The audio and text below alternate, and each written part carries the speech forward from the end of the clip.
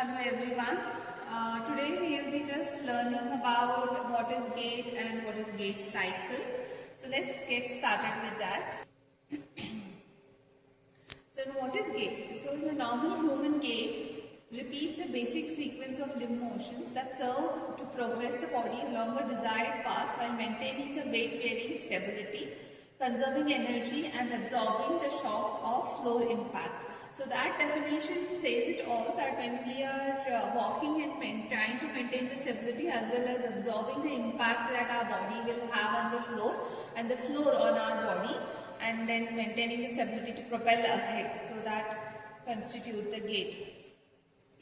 So let's begin with the determinants of the gait. Now, what are determinants of the gait? So these are biomechanical adaptations that our body does to maintain or prevent a vertical and a lateral displacement of a center of the gravity. Now we all know what is the center of the gravity, and then it should always fall between the base of the support so that the stability is maintained. So now to name them, there are 6 determinants. All of them work in a single gait cycle that help the walking smoother and less energy consumption, and that also provides a stability. So let's look into each of these determinants. So the first one is the pelvic rotation. Now when I say pelvic rotation, so I am basically talking about the rotation of the pelvis in the transverse plane. So that is the pelvis rotates in the forward direction. So say suppose 5 degrees. So when the person, please come this way and try to take the first step. So when the person takes the first step, so this is my stance, my swing side. So when they take this first step, the pelvis on the swing side rotates forward 5 degrees. Now what is this doing? This is helping the sudden rise in the COG on the stance leg to be neutralized by shifting it a little ahead. So this is increasing the stem or the stride of the leg and then helping the COG to be lower and not shooting up on the stance leg. Let's move on to the next determinant, that is the pelvic tilt. Now this what I was telling was this rotation. Now this is upward and downward tilt. Now this was in, I said 5 centimeters or the 5 degrees of rotation. This also is a 5 degrees of pelvic tilt. Now this also serves the same purpose to keep the COG shooting up.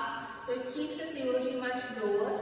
This happens again when on the swing side. So when the person takes the first step, goes into the swing phase.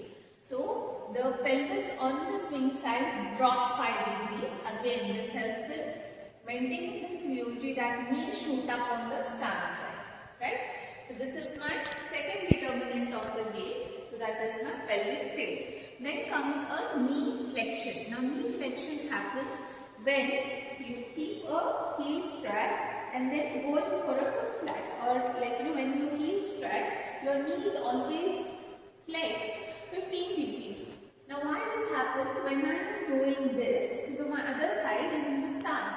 So there is a sudden shift, again a rise in the COG. So when I bend the knee 15 degrees, that not just helps me in shock absorption, that also helps in keeping my COG much lower as compared to the stance side, right? So that is my knee flexion. The next comes is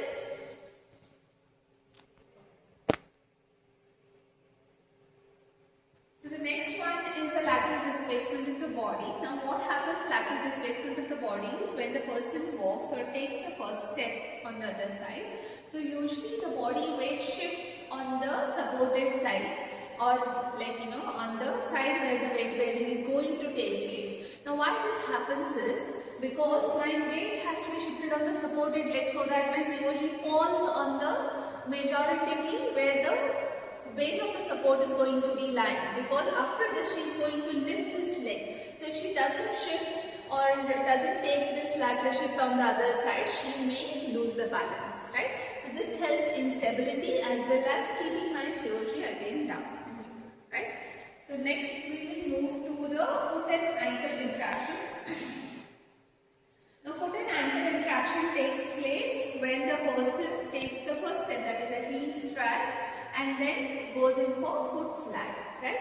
So now as we were discussing, sorry I was showing from my when we were discussing, the knee is flexed to 15 degrees. Now here both of them, like when my tibia moves into extension from flexion, tibia is going in for extension. So this helps in smooth transmission of my body towards the next step, right?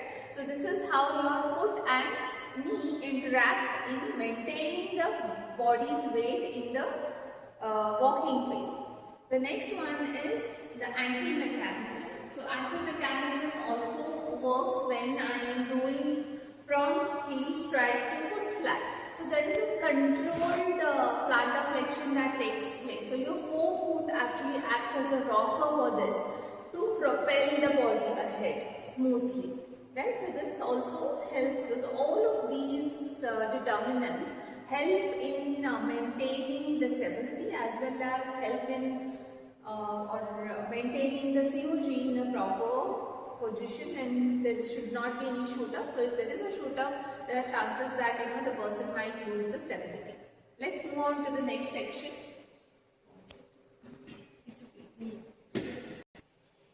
Now let's look into this. This is a complete gait cycle. Now when I say a complete gait cycle, it usually takes from one heel strike to an heel strike of the same leg.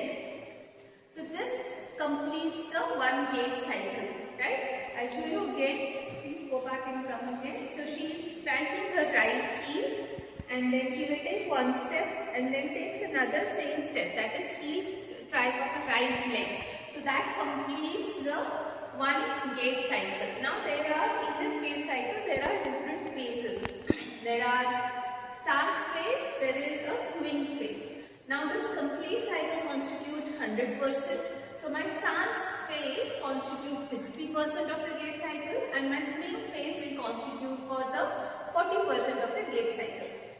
Now when she takes the first step, right? So there are double limb support. Now there are single limb support, there are double limb support in the gait cycle.